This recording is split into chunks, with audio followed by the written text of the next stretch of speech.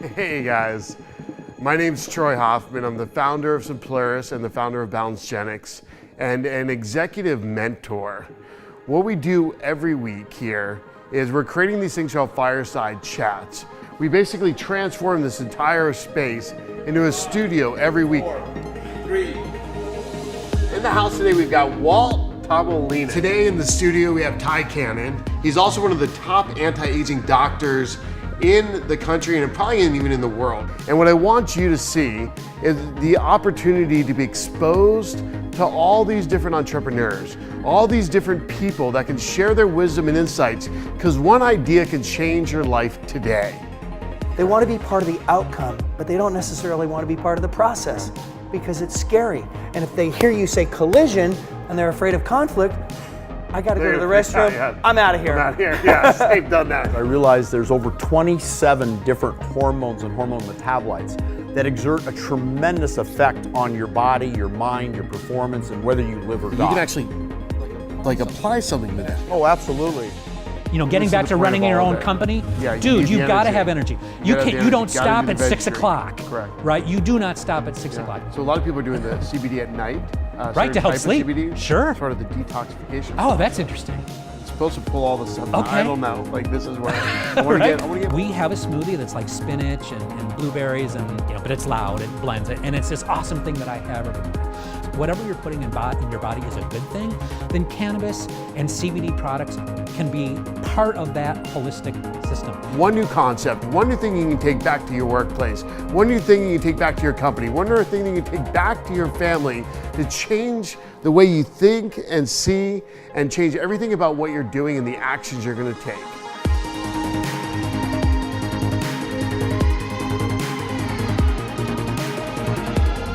All right, folks, welcome back to the Fireside Chats with me, Troy Hoffman. Today in the studio, we've got Rebentisch. He is the founder of Got a Story Media. Phil, we just met. Philip and I just met today for the first time. So we've been having this amazing conversation for the last hour and a half of actually getting to know each other while they're finishing, like getting all the cameras together and everything. Right. So it's really been awesome. We've actually met before a couple times at some other events, but not actually where you get a chance to actually talk to somebody. And so one of the purposes we were talking about of why we're doing all this is to share stories that impact people's lives. And today we're going to be going over areas of Philip's life that have been really kind of cool stories in his own life, and he's building a brand that helps tell the story of other brands. So we're going to be talking about the cannabis industry. Mm-hmm. We're going to be talking about CBD today. Mm-hmm. And the impacts on the body. We're going to talk about at any age you can really become an entrepreneur, and we're going to hear the story and the journey of another person who's just saying, hey, here's what I'm passionate about. Here's my purpose in life, and then turn that into profits one day and actually have a business that you can actually love what you do every day and go to work and be an entrepreneur in this amazing country we call the USA, or around the world. If you're watching around the world, you can start anywhere. So. I know we're gonna have to go through probably a lot of our story again. It's like, oh my God, where do we start? But I feel like we should go back through and tell the quick 30-second version of like, you got out of high school, started doing almost stuff like this, filming and everything, and you did videos, you did training videos for Rockwell International? So it started with NASA? I mean, it's been a really diverse career. I don't like to use the word eclectic because that sounds too artsy. This is your camera too, right there. So you want to share? For me, it's about diversity, and I've been really fortunate. All I really wanted to do in my life was be a writer. If I could make a living as a writer, that would be awesome. And so really at the end of the curiosity, day. Okay, we're stopped there. Yeah. Was this like something that, like, I was around 17, I was like, oh, I'm gonna be someone that shares and impacts people's lives or helps people or serves people. Like, and I was gonna, that was one of the pieces. And the other piece when I was a kid, I was like, I'm gonna be an entrepreneur. I'm gonna own my own business like my grandmother did. How did you say, oh, I'm gonna become a writer? Because I absolutely loved it. I just knew it was something that I loved doing. It was never work. I did it because I loved it. And that's what really set me on that path. I did a lot of writing in school. In fact, I became a professional writer in high school because my friends asked me to write some of their stories for creative writing class. And I got completely busted. You got paid for it. I got paid for it. So yes, I was a professional writer in high school. That's awesome. Right, but that's what I wanted to do, was to write. And so when I went to college, I was a radio, TV, film major. And within that, my college experience, I launched a video production company with a partner. And we started out doing weddings, and we did cable commercials. And this was back in the late 80s, when television equipment was really expensive, right? You didn't have an iPhone, which was a production studio in your pocket, right? It was very expensive to do video back then. Correct. Anyway, I had a video production company in college, and because of that experience, when I graduated, I had the opportunity to do an internship with NASA, doing educational television. So I mean, the cool thing then it was, was so great. VHS tapes. Yes. Like you're able to record dude. on VHS tapes. Yes. But video production was like giant reels Big of cameras, film. everything's and like, heavy. It was crazy, really heavy, yes. Yes, everything's heavy with big lights. And so you literally, the term, it's a production, it was a production. Yeah. Right? I mean, we have lights here in the studio today, but it was just a very different situation back then. So I'm doing educational television for NASA, and absolutely loved it. After the internship, I was hired as a writer-director to continue. So I ended up being there for about a year and a half. Moved to California. NASA. Yeah, I did NASA. Then Rockwell. And then, I moved to California because I always knew I would end up in California. If you're going to be a writer-director, it's here or New York, right? I mean, I know there's different opportunities now. But back in the day, you either were in Los Angeles or you were in New York if you wanted to be in production. So I always knew I'd be here, I had family here. So I moved out and ended up getting a job with Rockwell International at the facility that made the space shuttle's main engines. So here I am, literally working with rocket scientists. In Cleveland, Ohio. So NASA was Cleveland, there's a NASA center there. It's called the John Glenn Research Center now. So I was there for a while. There for a while. It was great. Now you're at the Rockwell Yeah, here. so now I moved out in California. Where was that plant at? So that was out in Canoga Park. Oh, got it, okay. Right, so again, it was just because I'd had that experience with You NASA. did training videos and all this. Mostly public relations, marketing, Got and it. some training videos. But mostly it was PR. And again, PR literally. for what? So part of my job was to continue funding for space projects. Oh, got it. So I made videos for Congress people for them to keep funding programs. And I always. And that's like the space shuttle program back then. Space shuttle main engines, Delta engines. Correct. The last thing I did for them was for the power system for the space station, which is in orbit now. But this was back while it was being built. I actually grew up in Merritt Island, Florida. Okay. Right by Cape Near the Cape? Canaveral, Yeah. Cocoa Beach. Like that's where I grew up, right in. So like, all the different engineers that were sending this stuff up in the sky was like, we're all living there. Did you get to know what see I mean? launches while you were there? All the time. Oh, Like you wake up in the middle of the night and the dogs are barking, the windows are rattling. It's like, oh, not another launch, and you're like, it's bright as like sunlight going off. It's now and morning, right? And and the whole window's shaky. You wake up, it's just another launch, and you go back to sleep. See, I've never been to a launch. I've been to. I lifeguarded on the beach. You'd watch launches at night during the day. Jealous. I mean, it was like your entire life was around. No, launches. I get it. It was crazy. It's incredible. And just the power of those things. And that was a rough time in the 80s, like trying to tell the story. Yep. You had the disasters. Exactly. Challenger, Challenger. That was a whole thing because So it was sad. the education mission, right? Yeah. I was doing educational television for NASA, so I was very much a part of that. And So it this absolutely honed- affected me. This right? honed your ability to tell stories extremely exactly. well. Exactly. So how did you jump all the way from that in the 80s? Now we're in 2018. Yeah. You're launching your own media company. You're working with cannabis companies now, trying to, and it's specifically CBD companies, to tell their story and explain why one CBD is better than another, or why one product is more specifically built for this or that. And you kind of you're leaving corporate America behind you to launch his whole company. So how did that happen from all the way from there in the 80s selling NASA's story? Right, exactly. All the way to jump literally. Right. That was like 20 years ago, 20. Yeah. 30? Exactly. No, I don't even want to say it's 30. been a really interesting ride. And the thing that's great, Troy, is that I really feel like I've circled back. So what I'm doing now is education. Yeah. Yes, I create what's called content marketing for the cannabis industry. So what that is instead of just doing an email, instead of just doing a social post, instead of just doing a blog post or video, whatever it is, you package that all together to have some strategy behind it, right? So the email leads or is talking about the video that you've produced. So it's a whole package of things instead of just doing a la carte. Right? So you have this strategy of how you're putting content out. And again, I feel like I've come full circle because I started my career doing educational television. Now I'm doing education again for the cannabis industry because I am fascinated about the medicinal value of the cannabis plant. Why? And hemp. Because Why are you? It seems, and again, my journey, I launched Got a Story Media in January of 2018, so I'm coming up on my first anniversary. And the reason I did it is because I'd been working, previously to that, I was working at a law firm whose clients were advertising agencies. So I was reviewing advertising campaigns for agencies to help them stay out of trademark and copyright trouble. Because if you're doing an advertising campaign, you put the stuff out there and all of a sudden your agency gets a letter, a cease and desist letter that you've stepped on someone's trademark.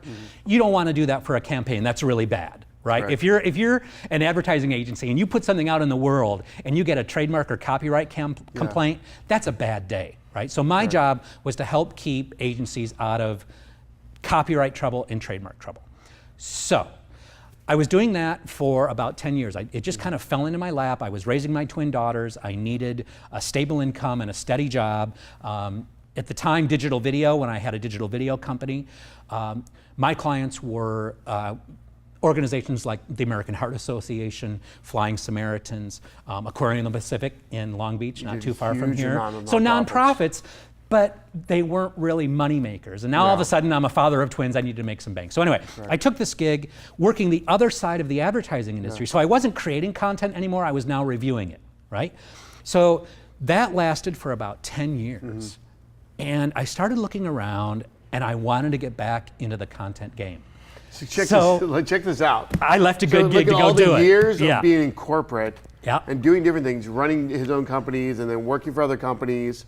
And now he's taking a leap, older, with kids, with a family, and saying, I'm going to start my own company. I'm going to be an entrepreneur, and I'm going to live off the fruits of my labor. And the risk and the fear and the it's scary taking that leap. It's totally scary, absolutely. And every level of entrepreneurship, you're adding, you're growing. You add one new employee, you're like, oh my God, can I afford it? You add 4, then 5, and the scaling of anything and the risk and this constant leap. And what was that for you? Like, how was that? So it's scary. It's absolutely scary. And the way I talk with other friends that have launched their own business after leaving comfortable gigs is every morning when you wake up, you have that fear in your stomach. But it's up to you to decide how you channel that.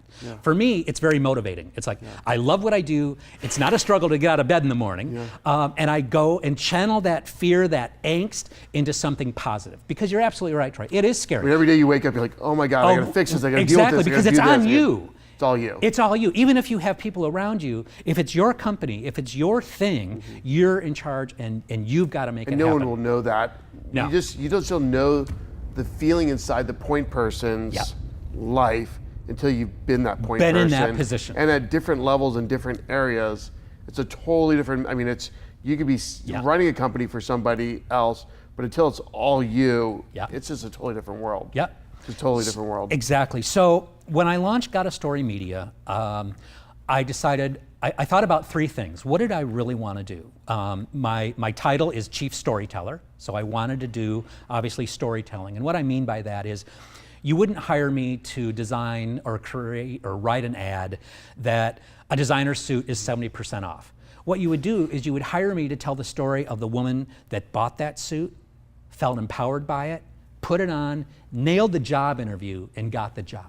So it's just a different way of creating marketing where you're engaging the person to want to engage with that story, right? So we were just talking about the cannabis industry, literally right now, and the CBD world. And we were talking about how do we know, like, what is actually the best CBD to take. And I was sharing my story, like, I wasn't a big marijuana person at all. I had friends growing up that were really into smoking pot. I never was, didn't really do anything for me. Like, I'd pass out, I tried in like junior high or high school or something, and like, it just wasn't my world. And so, but then I recently, about a couple of years ago, I blew out C3, C4, and C5. The bulging disc, and I was in such pain. I was even dating a new girl at the time, and like, she's like, "What? You're in pain? Like, what's going on?" Like, I'm like, I had this like blow up neck thing to separate the disc, and I'm like, "Hey, how's it going?" It wasn't like she was a pain in the neck. No, it was a real pain in the neck. I had a real pain in the neck. And then I had like ice bags constantly. I was taking all these pharmaceutical pills, like everything the drugs companies could give me, and I was still in pain. And literally, this guy. I don't know if you know him, Dr. Nick Delgado. Yes, he's awesome. He's here, right? He's here in Costa Mesa. He gave me this. He's like, Troy, I don't know what else to do. Like, try this, right? Right. So this is syringe. It was a really thick, pasty version of CBD. And I'm like, am I going to get arrested for this? Like, what's going on? You know, I'm like, am I going to be putting this in little grapes and the cops are going to break? Yeah. I mean, I was still in that fearful state of like, and a lot of people are still in this like world, but man, within a day, the pain just dropped. Wow. Like I wasn't having to take literally almost like, I forget what the hydrocodone, I was taking a couple a day in the morning. Every 4 hours I was pumping, I was waking up in the middle of the night, popping like heavy doses of hydrocodone. I forget what the other one was that was on too. They gave me something else. Right. An anti-inflammatory, there's another one that was a really heavy one that really knocked you out cold at night. Okay. And I was just taking a bunch of this stuff. Right. So it's a regimen. You were on a regimen, right? Every day. Yeah. The pain started going away. I was on it for a week. I was feeling great. I'm like, oh, this is healing. I had platelet repair therapy shots, PRT shots, where they pull out the blood and they shoot it back in, and it's almost like stem cell therapy. Yeah, it's like a different version of it, kind of almost. But it was really like I was like, okay, this is working, and I thought it might have been that. And I'm just healing. Right. I didn't think it was all the CBD. Okay. I just thought I was getting healed. Right. But then I stopped, and within minutes, like the pain started growing, and within 8 hours, like 12 hours, in my 24 hours, it was literally back to full inflammation, full pain. I couldn't even stand the pain anymore. It was amazingly. Right. I can't even imagine. And it was literally like 24 hours, and it took me 2 days to find the CBD stuff again or get it. Okay. And I didn't still associate the two. Wow. I found the CBD, got back on it, pain immediately dropped off in 12 hours again. Right. And I was like, okay, there's something miraculous Absolutely. to this. And so that's why I love for you to go and explain, like, you've been doing this research. Yep. First, why CBD? What impact did it have for you and the people that you knew? Right. How are you selling this? What are the story you're telling, and how do you explain the different styles? And okay, you know what I mean? Absolutely. Like, I'm just curious myself. So we do Charlotte's Web, we do Dr. Nick stuff. See, that's so great. You know what I mean? But how do you really find it? And well, that's the whole thing. It's about education, and the CBD side of things is absolutely exploding now. I mean, it literally is. There's so much growth in that industry for a good reason. Every aisle of the grocery store is CBD something. And this is the. And we're in California, guys. Right. Okay, this is all the health food places. Right. Literally CBDs. And tile aisles. The whole thing is that the main difference is that the cannabis plant. So CBD is derived from hemp. Yeah. Right? Hemp is its own thing. It's a cousin to the cannabis sativa plant, which is your typical thing that you think of marijuana or cannabis. That's Cannabis sativa L. That's the scientific name for that plant. So hemp is a cousin of that. And the basic thing about hemp is that it lacks this component, this compound called THC. And there's a long scientific name, and I'll screw it up if I say it. But it's THC. THC is the part of cannabis that gives you that euphoric effect. It's commonly referred to, that's what gets you high, right? So if you're using cannabis as a recreational thing, that you're just using it for recreational adult uses, it's the THC side of things that give you that elated feeling. CBD doesn't have that. Right? I'm gonna clarify this, right? I was reading something where they say to activate CBD, you almost have to have some THC to activate the CBD. Exactly. There's a school of thought, from what I've learned, there's a school of thought out there. It's called the entourage effect, where you have the cannabis plant which contains THC and CBD, right? So in CBD-only products, they're derived from hemp and there is no THC. It's still it's a very similar cannabinoid. That's what it's called, a cannabinoid. That's what CBD stands for, cannabinoid. So you have these cannabinoids within cannabis plants and within hemp plants. And what you were referring to is that there's a school of thought out there that you really need at least some elements of the THC to have that, it's called the entourage effect or the whole plant effect, where the THC compound works better with the CBD compound. So together you have this full spectrum, this whole plant approach. CBD, though, has been shown to reduce pain, inflammation, and a whole sorts of things. I mean, you're a classic example that it was actually working for you as a medicinal product. So it's really important to know. You were talking about, well, how do you know what to do? And that's what I'm trying to do with Got a Story Media, is tell the stories of those brands. And the first thing I always ask people that are on the hemp side, the CBD side, is what's your source? how well do you know the farmers that are growing that hemp? How do they grow it? Do they use pesticides? Do they use fertilizers? Is it somewhat organic? Are there people that are actually going to these places to validate that these people growing? That's what I asked. What's the validation community? What's the relationship? Are people sharing this story? Like, I wouldn't even do that for supplements, right? Right. I So understand one of our sponsors, guys, is Balancegenics, folks. We have Balancegenics. If you go to balancegenics.com, if you have any adrenal support needs, this is our sponsor, Balancegenics. So thank you, Balancegenics.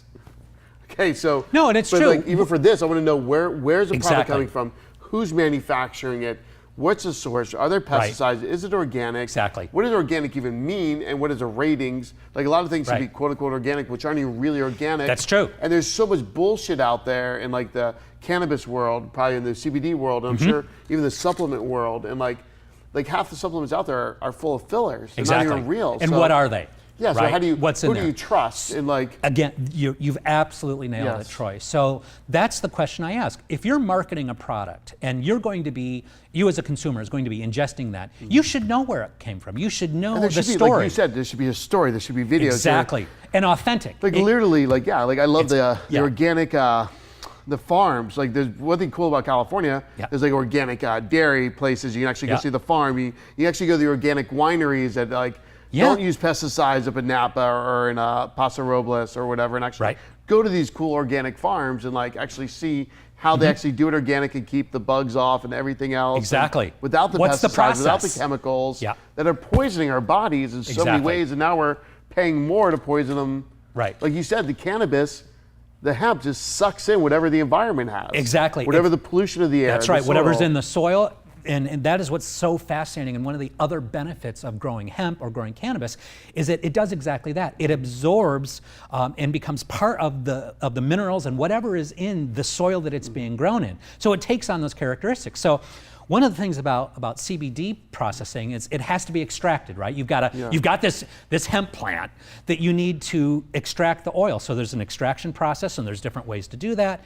But at the end of the day, on the hemp side of things, you need a lot more hemp in order to get the oil Like that you're gonna tons. exactly versus literally a cannabis tons plant, right? product. You don't need as much. For hemp, you need a lot more. So if there's, shall we say, an issue with the source of that hemp, if you're using more of it and putting it into a concentrate, that concentrate is going to potentially have some of the bad stuff you don't want in it.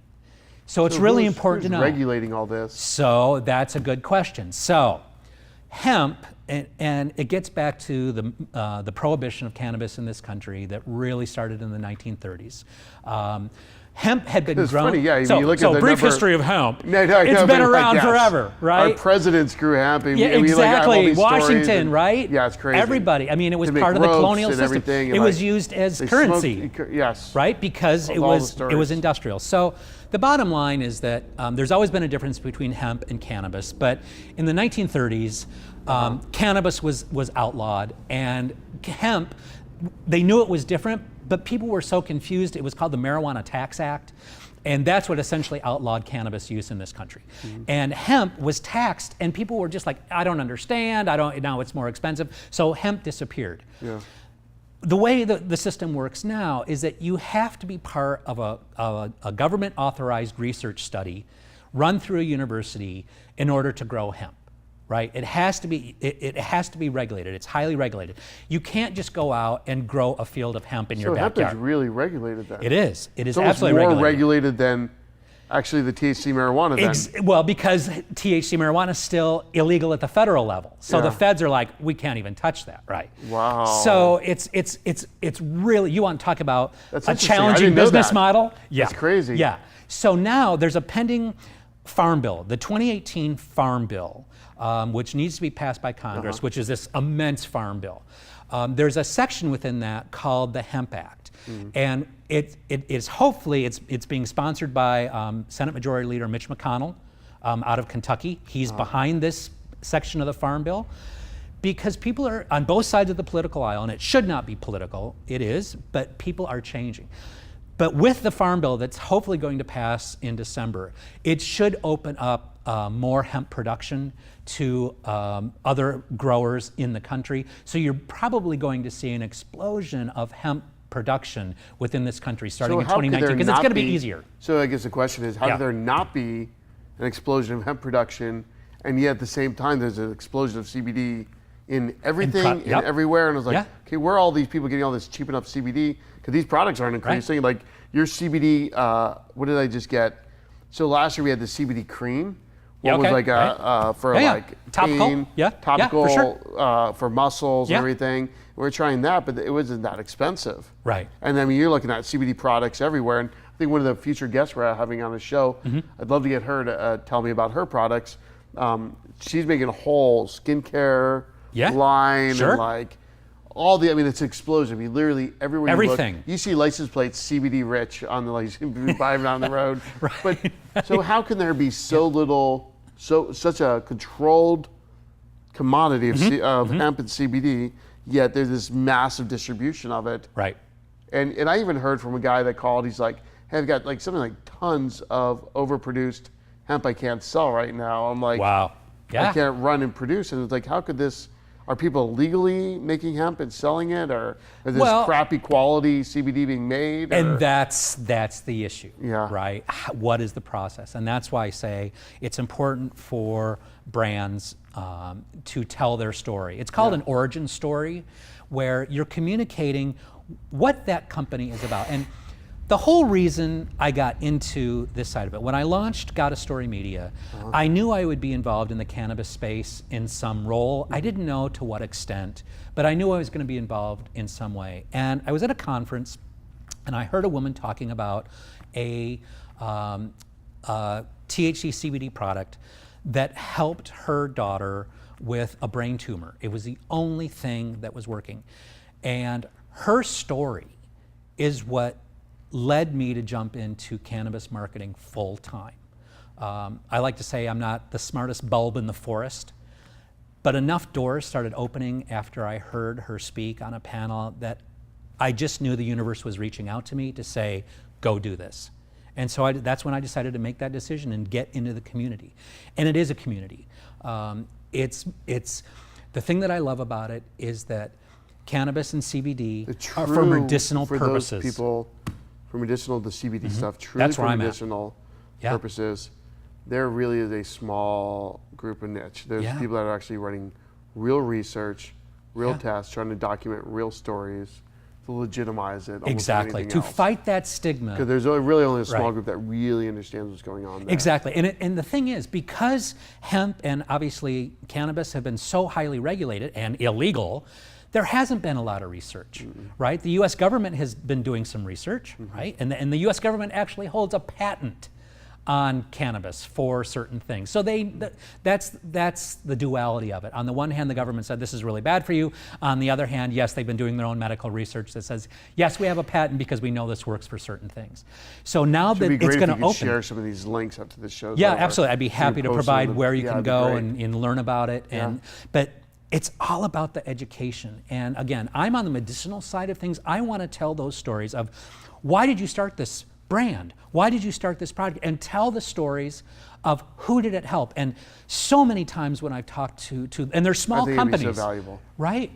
I'm not working, and I'm not doing work for any large companies yet. I'm working with, the proverbial mom and pop. And which is the entire industry. Exactly. Almost. I mean, it really is. Literally, I was just in Denver, and we're just driving from the airport down to downtown to the hotel where the conference was. Yeah. We sell to attorneys. Okay. That's one of our brands. We do class actions. Okay. Like processing and like mass torts, and we there's this conference there and lien resolutions and all these things, and as an administration agency. But literally, I'm driving down the highway and it's like grower, shop, grower, shop, grower, shop. Like, I mean, the whole, all the way through, and you can just see it everywhere. I mean, we go to Vegas, and even in Vegas, there's stores literally every other corner, and lines out the door. It's incredible. Right? It's just, it's like. Well, and it's recreational. Yeah. We prefer the term adult use, correct, right? Because it's more responsible, but it is. It's for adult, quote unquote, recreational it's like liquor use. Stores. Exactly. It's literally like liquor stores now. Like, you drive around like Huntington Beach where I live, And there's like all these like little pockets of liquor stores. Yeah, right. All throughout like the downtown area. I'm like, Right. who supports all these? But you just think about it, like I was like, Yeah. everyone's buying this stuff. Right, you and know? it's a nascent industry now that adult use is coming in, because the medicinal model where you do, and I do have a medical recommendation. I use cannabis to help me sleep at night and to relax in general. And I do have a medical marijuana card. I go see a doctor, tell him why I'm him or her, why I'm using it, and I believe in that. I believe in the medicinal side of it, and those are the stories that I want to tell. What's different from cannabis is just another plant, right? Yep. Essentially. Yeah. Okay. And Right. then also, It's a plant. Yeah, it's a plant. It's a Okay. plant. It's okay. But there's also all the Chinese herbs that are all amazing. Absolutely. Have done all these things. For sure. You've got acai berry was a hot thing. Yeah. 14, 15 years ago. Right. You had Mona V that made it famous across the United States. Yeah. And acai berry became this hot trend. Yeah. And now acai berry's in everything. Right. And I so, like acai berry bowls. Yeah, I love it. But what's it like? Is it really that breakthrough? Like acai berry is supposed to be this breakthrough thing. Right.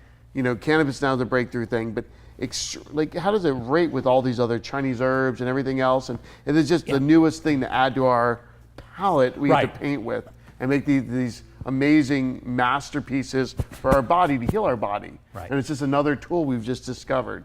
We went from like scraping arrows to Yeah. now we have machine Right. guns, and Right. this is kind of like just another tool to make our lives better. Well, see, and that's the thing. That make Cannabis, sense? yeah, absolutely. And again, it's really, it is important to be skeptical. Yeah. Because we don't want it to appear as just another supplement, another miracle cure, right? We don't want that impression. However, cannabis has been used worldwide for centuries for medicinal purposes and, to be honest, adult use, right? It's been around for a long, long time. Lots of cultures, China, India, Southeast Asia.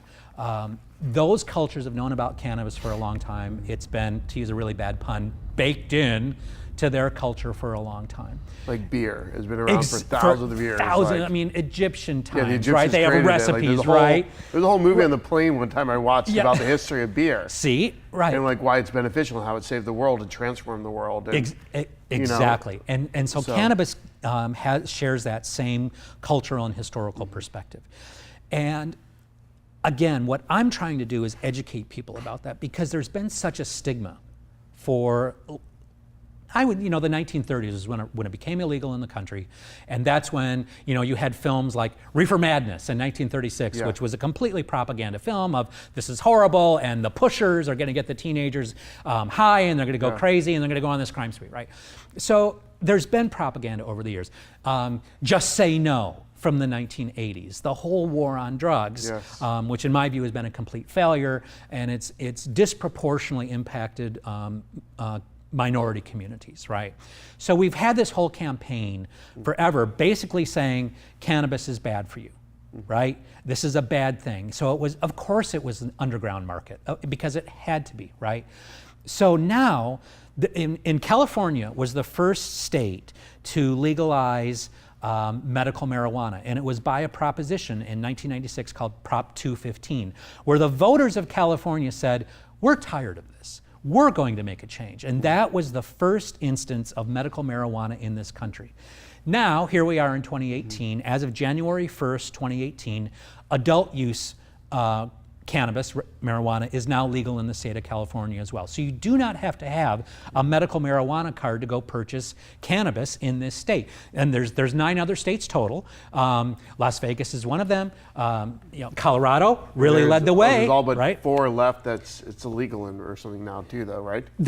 Right now there's over the current count before we're right before Tuesday, right, of election day next week, and there's some medical marijuana props on the ballots in a few different states. So what I say right now is there's over 30 states where medicinal cannabis is legal in some type of state-regulated program. There are currently 9 states that permit recreational use as well. Don't ask me to name them because I always forget one or two. But the attitudes are changing. A Pew Research poll came out just a couple weeks ago that basically said 2/3 of Americans now believe that cannabis should just be legal. Not just medicinal, adult use, recreational. So that is a huge sea change in Like, public literally, perception. yeah, I mean, right? It even is. people that don't care for it could care less. Right, exactly. And you don't. It's like anything. you never don't meet- have to use it. Yeah, you always hear all You the don't debates. have to.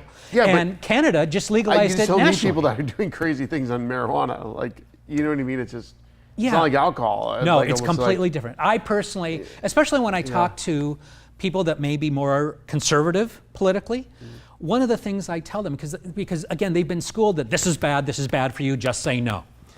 One of the things I tell them is I think society as a whole will be much better off if people are using cannabis and reducing their alcohol intake, because alcohol, hey, I enjoy alcohol in moderation, but I also know that it's not, traditionally it's not good for you, right? As opposed to cannabis, which can be good for you.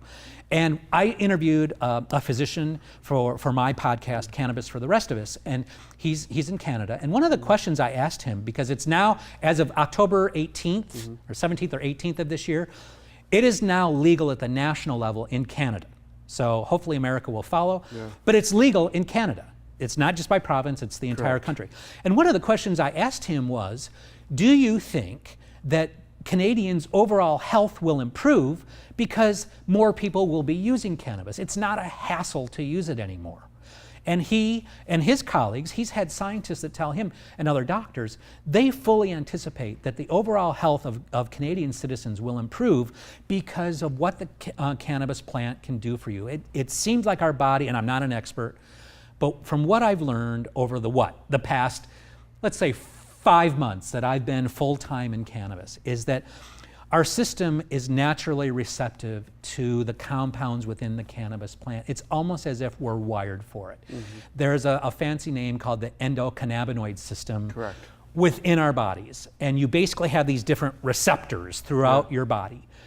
And as I was saying earlier, there are cannabinoids in the cannabis and hemp plant. And it seems like they naturally go home to mama, so to speak, once they get into your system and help the body heal. It's incredible. What other plants or products out there do the same thing? You know, that's a good question. I personally am trying to live a very healthy lifestyle. My, we were talking earlier about veggie drinks. Exactly. Doing your daily veggie drinks. And, I mean, we preach here. Thank God to my wife. She's like, well, let's try this. So every morning now, we have a smoothie that's like spinach and blueberries and some other, I don't know what she puts in it. It's, but it's loud, it blends it. And it's this awesome thing that I have every morning. So we're taking more of a holistic approach to what we're putting in our bodies. And I think if you have that point of view that you want whatever you're putting in your body is a good thing, then cannabis and CBD products can be part of that holistic system. I'm not saying that it's the only thing that can help you, because I think there are a lot of things out there that can, but it's about your attitude and the approach of what are you going to put in your body. And the thing about CBD products and cannabis products is that what might work for you, Troy, might not work as well for me, right? Because our bodies are different. Correct. Right? Especially if you're talking about smoking flower or vaping flower, which is the plant itself, and not using it like an oil extract, or not using it as an edible or a tincture that the eyedropper thing that you put in, or like you were saying, a syringe that you putting in your mouth. Well, you right? put with a syringe, you put in a grape. And you eat, then eat the. Oh, really that's interesting. Solid, okay, right. A solid format of the CBD. Oh, within that. Oh, that's interesting. It's a very thick format of CBD. Right. So it's very concentrated. Okay. It's got a pretty intense taste. Right. Try putting grapes. Oh, it's something. Right. You pop a few grapes to get your certain amount of milligrams in your body every day. Well, and that's going to help digest it too, because it's triggering your digestive system, right? Yes. Did I get that right?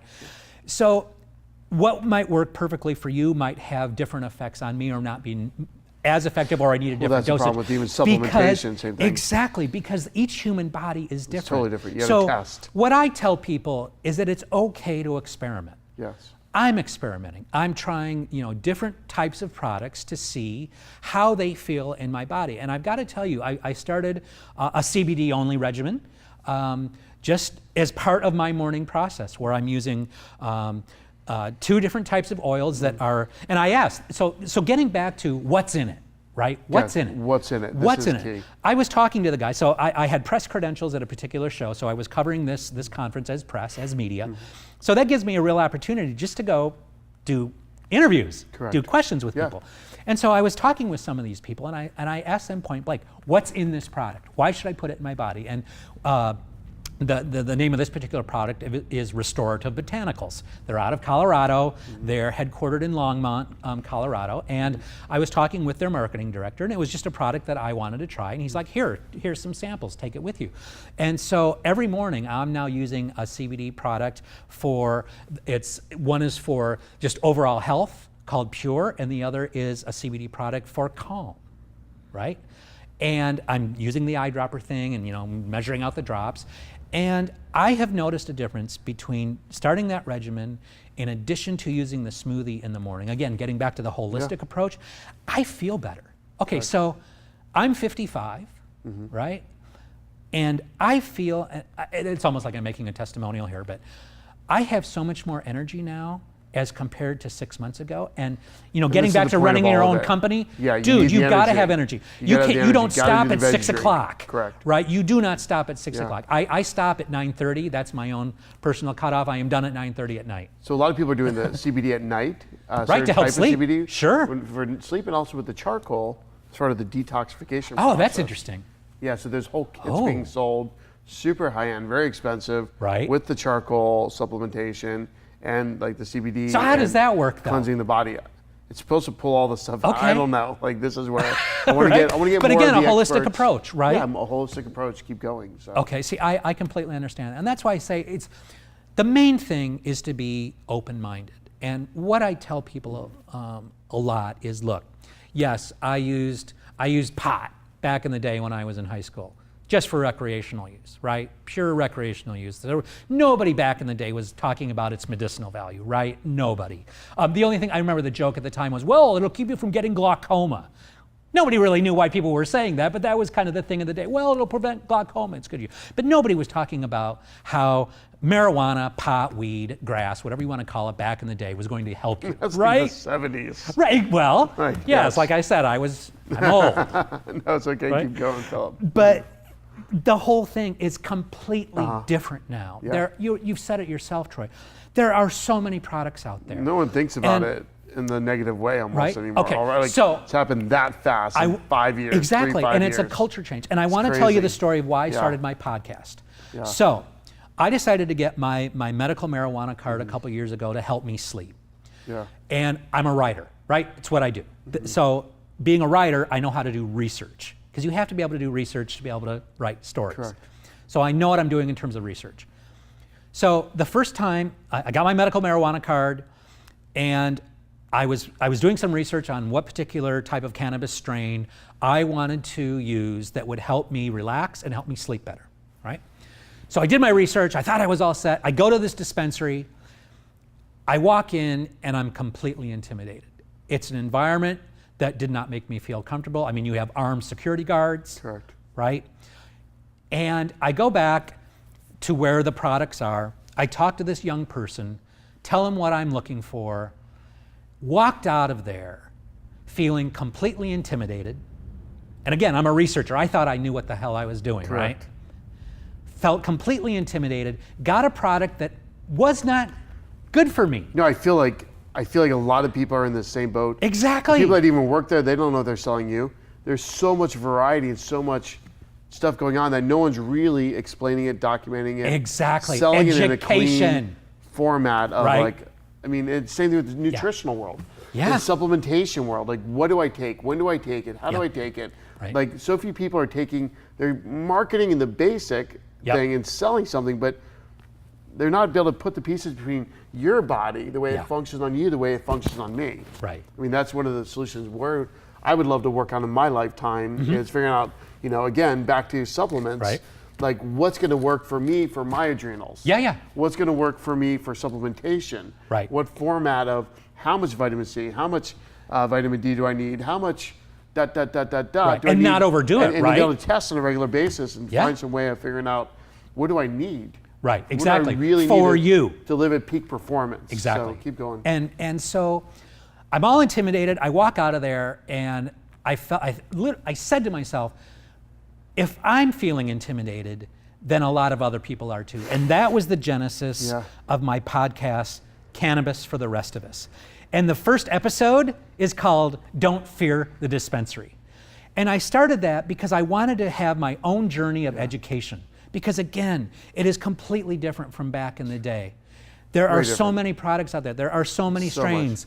I've only been in one it's incredible. store one time, and I was just like, okay, this is extremely overwhelming. Yeah, right? Walls and walls of stuff and names that it's almost like you're buying Kool-Aid or something. Like they're not even scientific, and it's just like, it's so all over the place. Right, and if you even don't the CBD know, oils, like, you're like, who do I trust? That's why we go to Charlotte's Web, just because it's the only one that seems to be that's known pretty well. And a great story. Or Dr. Nick, who's buying the best product, who works with the top researchers in CBD world, and that's what he's buying through. And it's literally like bags, plastic bags from them with these syringes of like the highest quality concentrate. And they're super expensive. I mean, that's why, I mean, they're like, okay, this looks trustworthy. Right, and that's where I'm going. And if it's expensive, it better work. Yeah, it better work, and that's what we're trying to go for and try. And, you know, my mom tried it with her shingles recently, didn't really get the same result. Yeah, see, that's the thing. I wasn't sure if it was going to help her. And where do you go to get different strands and like find which one and test? So, well, and see, okay, that's one of the other hats that I wear. So my 3 hats are Chief Storyteller of Got a Story Media. I'm also host of the podcast Cannabis for the Rest of Us. And the 3rd hat I wear is I'm content editor for an educational portal for mature adults called 3 Wells, Live Well, Be Well, Do Well, for providing educational content to mature adults that want to find out about cannabis. So we're the only ones in that space right now that are looking at people, and again, I'm 55, right? We're writing for people that are, 35 to 75 years old, trying to educate them about cannabis. And we're doing in-depth articles. We're not doing your typical blog posts of 600, 700, 800 words. We're doing things like 1,600 word articles, which are, they're fairly in-depth because we want to educate people. I mean, we do other short format things too. We obviously have social media. We're getting into webinars. We're going to be doing more video and things along those lines. But as a content editor, my job is to present stories about how cannabis can help people. And what we want to do is put the reader in the shoes of those people. And here's a great example. So I had a writer do a piece on epilepsy for me and how cannabis can be very effective. You mentioned Charlotte's Web, right? So how cannabis can be very effective in treating certain forms of epilepsy. In fact, the very first federally approved legal drug that is cannabis-based is for the treatment of epilepsy. So a normal doctor can write that prescription, you go to a pharmacy and you get it filled. Anyway, I started the podcast for that to help educate, and 3 Wells is educating people about that. And I had the writer submit it, and I sent it back to him and I said, look, I need you to put me in the shoes of someone that is having an epileptic seizure. What happens? I have no idea. I've never experienced one, thank God. I don't have, in my circle, I don't know anyone with epilepsy. But in order to tell that story of what it's like to be and to suffer from epilepsy, I wanted the reader to understand that. So I sent it back to the writer, and he did a fabulous job repurposing that. So as the reader, you understand where this person is coming from. I love that. And how this product is helping them. Well, there's like this guy we met randomly enough. They would have all these seizures. The medical community and the government wouldn't let him. He got arrested for having cannabis products. So like 3 or 4 or 5 years ago, or whenever it became legal in, I think either here or Denver. Where I met this person, they weren't trying to promote or sell anything. They just had epilepsy. They had to like literally go and have the seizures and everything. Before that, his life was miserable. Literally, it was about like to commit suicide. He got trouble for having these cannabis stuff. And then he moved to the state and was on it. Now his life, like he can function normal. Very little problem. Like little things will show up randomly, but nothing major right now. See, isn't that amazing? And it's like. From a plant. From a plant, there's one From change. a plant. And that's why there's so many plants that do so many things. It's like, do you remember the old movie? There was like something in the 80s or 90s about this scientist in the rainforest. The guy that used to play James Bond, he's the main actor. They're trying to find a Was it Roger Moore? I think, not Roger Moore, the other one. Sean Connery. Sean Connery. And he's in the rainforest. Oh, the James Bond. Yeah, and he was looking for the cure for cancer, and he found in these ants. Okay. Remember? I don't know if you remember this movie. I don't remember that Great one. movie, but I was like always thinking about that, how one substance naturally produced by the world we live in could change Right. us. And I've seen supplements like my dad's clinic, right? Before we were Yeah, talking yeah. about, I grew up around a dad who was a chiropractor, neurologist, internal medicine, is a clinical nutritionist, and he would work with all these people with lupus and cancer, Wow. and these kids that with autism and all these different people with all these different problems, and the results you would get from an all natural diet. He was trying to put people on veggie drinks back in these early 80s when veggie drinks were not popular. They didn't have, like where I live here, there are literally veggie drink shops everywhere, and people wait 20 minutes and pay $20 to get a veggie drink. He would almost have to pay his patients to try to do a veggie drink back then and do juicing. And it was at that level, but he did all these natural products, and the results were outstanding. The healings, the different problems people had, by just going through supplementation, and now we have this whole nother new product to add in. Exactly, to add into that the mix. CBD Yeah. of all this repertoire, and that's why we're sharing all this information. So hopefully that you hear something that encourages you to go out and try different CBDs. Yeah. Maybe that if you want to try it or talk to somebody. It's just another product. Like this adrenal support product that we built for Balanced Genetics is to help adrenals because my adrenals got so suffered. Wow. And so screwed up. And we're just sharing all this to try to impact people's lives because there's a better life that we can have. We can live at a higher level. There's more things that we just don't even know yet because we haven't been exposed to it. We just don't know what we don't know, and we don't know what can transform us unless we take the time to test and try for our own bodies. Find the experts that may be able to do the testing. Find the experts that maybe be able to do the blood work and find out what's wrong, and then try products and different diets and things like you were doing, Philip. Is like, how do I feel more energy? Yeah, exactly. Like, how do I feel more alive? Yeah. How do I live this life at a higher level? And that's why we're doing these shows, so we can have testimonies and share stories that may encourage you to do something different that may take your life to another level and not only impact you, but all the people around you, because you've elevated you and you will elevate others because of your story and the life you've impacted by changing your routine. You're changing your diet, you're changing the supplementation. We're doing CBD, we're trying different products that really change our whole life and impact literally all the people around us. So it's amazing what you're doing. I fully support everything you just said. So I don't know if we should go any longer, actually, probably. This has been totally fun. It's been a great time. I mean, it's thank you just fun. My for pleasure, coming man. down. Thank you. It's been an honor, and it's awesome, man. Thank you. You have a wealth of knowledge. We're going to put all of his contact information on the site, so you can go follow Philip, learn what he's got. Also, I'd love to also get some of the research he was referring to. Absolutely. We'll drop that in the Facebook. It'll probably be in the YouTube stuff that we have when we post that, and little clips we'll probably put out there. Perfect. Different Instagram and things, because we're just trying to help impact people. Yep. This is like our ministry of giving back to the world and saying, here's what I'm experiencing in my life as Troy Hoffman. These are the people I'm meeting. These are the stories I'm learning. These are the things I'm trying to apply to my life to change my life forever and the people around me. I want my mom to be healed. I want my family to live at a higher level. I want the people I work with here at Simpleris to live at a higher level. And whatever other companies we start, we're truly impacting people's lives. Like, I want to make sure we give as much as I can away, because the more I give, the more I consistently give away with this show and impact lives, I know it's going to impact me at a greater level. And it just works. I don't know why it works, how it works. I know people preach about giving and receiving and sowing and tithing and 10% and reaping a harvest. I don't know why it works. It just does.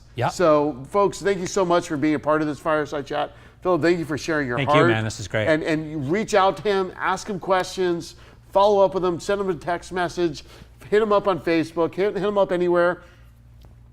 He's got the servant's heart. It's true. And he's here to really, truly serve. And he's not trying to sell you anything. He's just trying to impact lives and give away what he knows to help people go to the next level too. So thank you for joining us. Thanks, Appreciate it, man. It's great. Have This has fun. been a blast. Folks, thank you very much for watching, and go and live your destiny, folks.